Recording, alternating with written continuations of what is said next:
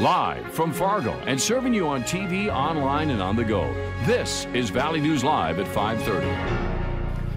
We begin with breaking news. Emergency crews are responding to a garage fire in the 1100 block of 11th Street South in Moorhead. Officials say a car caught fire in a garage. Crews were able to get it knocked out quickly. Authorities on scene did confirm with us the garage and car, both a total loss. Authorities also say the fire did not spread to other homes. A 9-year-old boy is dead after being pinned under a skid steer in Cass County, Minnesota.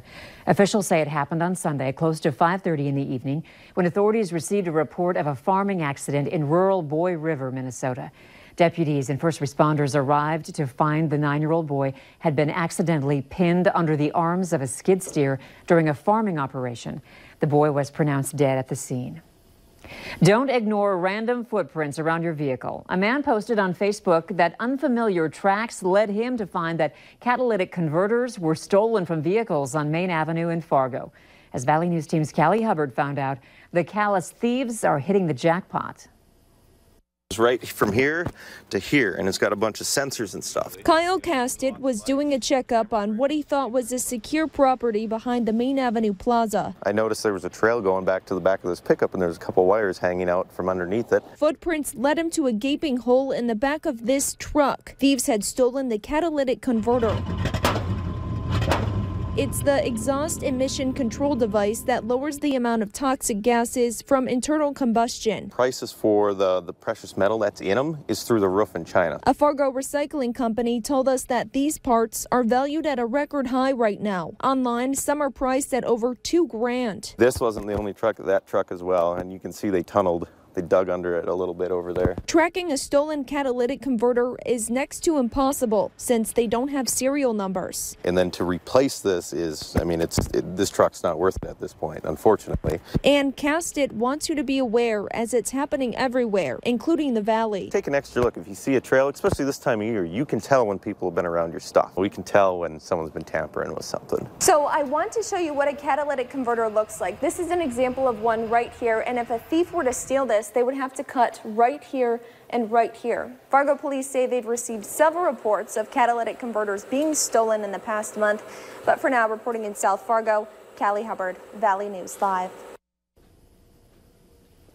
If someone takes your catalytic converter, you can get it fixed for $600 or $700.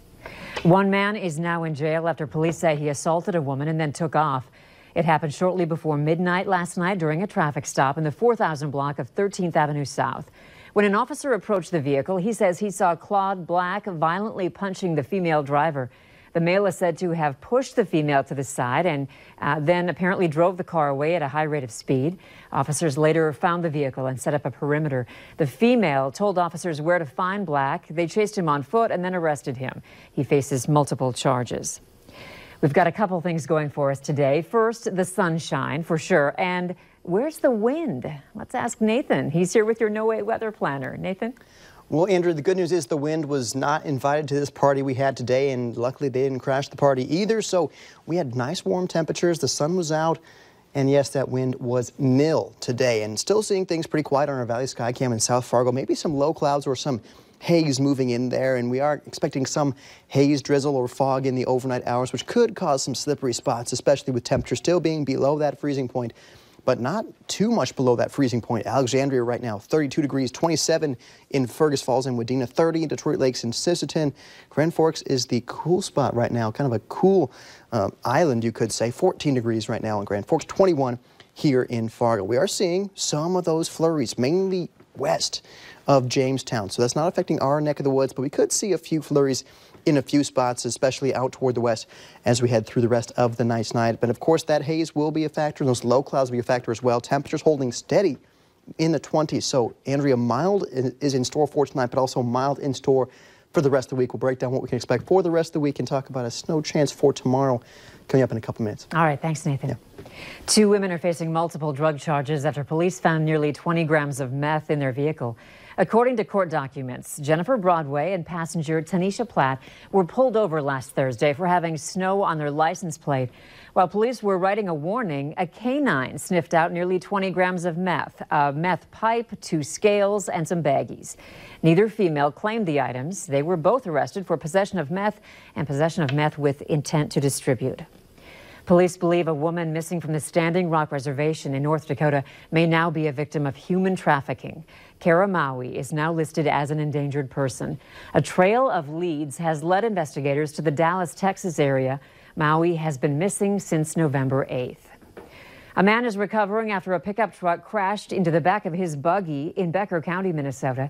Officials say it happened last Thursday around 2:30 in the afternoon on Highway 8 near Frazee.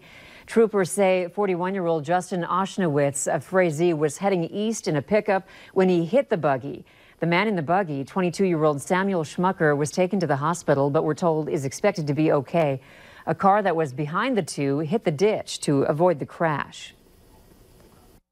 Hit one car and she skidded off of it and came around to another and hit that one and pushed it up against mine. And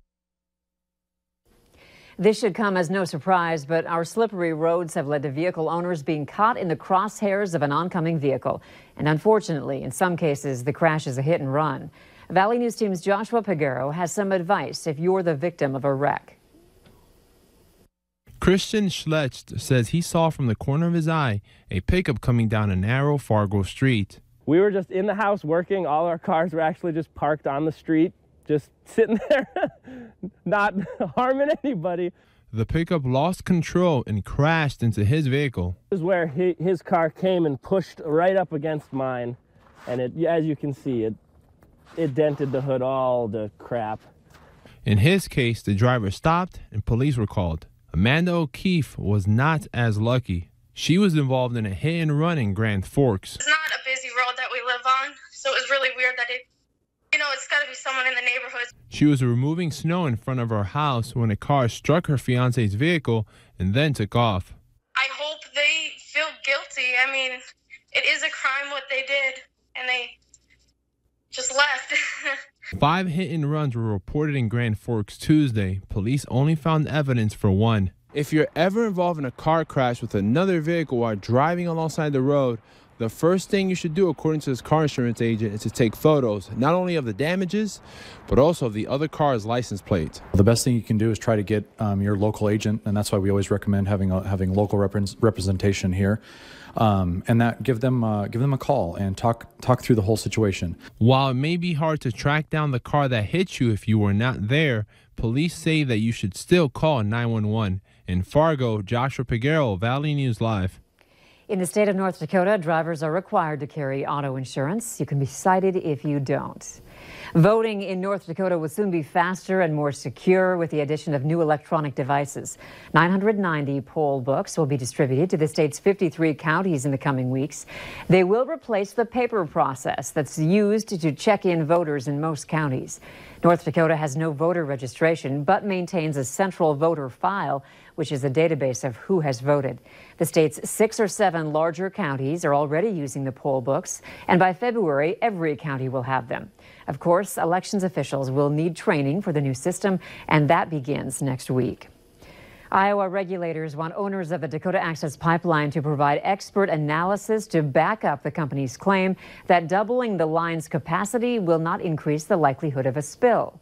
Energy Transfer Partners wants to pump as much as 1.1 million gallons of oil a day from North Dakota to Illinois. So far, Iowa is the only state making such a request. The Game and Fish Department says chronic wasting disease among deer herds is growing significantly after another 8 cases were discovered after the fall hunting season. It's a contagious neurological disease affecting deer, elk, and moose. So far, it's been found in deer in the south central, west central, and northwestern parts of North Dakota.